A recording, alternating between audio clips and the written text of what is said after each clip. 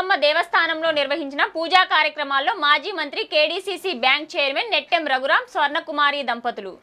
దసరా శరన్నవరాత్రుల పవిత్ర సందర్భంలో మూలా నక్షత్రం సందర్భంగా జగ్గయ్యపేట పట్న నాకాసి బజార్లో వెలసియున్న శ్రీ కనకదుర్గమ్మ దేవస్థానంలో ప్రత్యేక పూజా కార్యక్రమాలు నిర్వహించారు. ఈ కార్యక్రమాల్లో ఎన్టీఆర్ జిల్లా తెలుగుదేశం పార్టీ అధ్యక్షులు మాజీ మంత్రి KDCC bank chairman Nettem Raghuram సతీమణి స్వర్ణకుమారితో కలిసి పాల్గొన్నారు.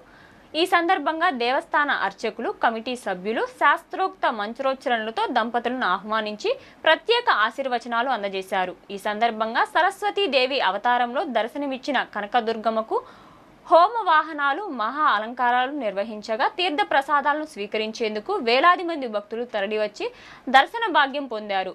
ప్రజల భక్తి శ్రద్ధలతో ప్రతిధ్వనించిన ఈ మహోత్సవం జగ్గయ్యపేట పట్టణాన్ని భక్తి క్షేత్రంగా మలిచింది. అమ్మవారి కరుణా కటాక్షంతో జగ్గయ్యపేట నియోజకవర్గ ప్రజలకు శాంతి, సౌఖ్యం, సిరి సంపదలు కలగాలని నెట్టెం రఘురాం ప్రార్థించారు. ఈ కార్యక్రమంలో ఆలయ కమిటీ చైర్మన్ కోలపల్లి వెంకటేశ్వరరావు, ప్రధాన కార్యదర్శి ముత్యాల కనక నాగేశ్వరరావు, కోశాధికారి ముత్యాల శేషగిరిరావు మరియు కమిటీ సభ్యులు పాల్గొన్నారు.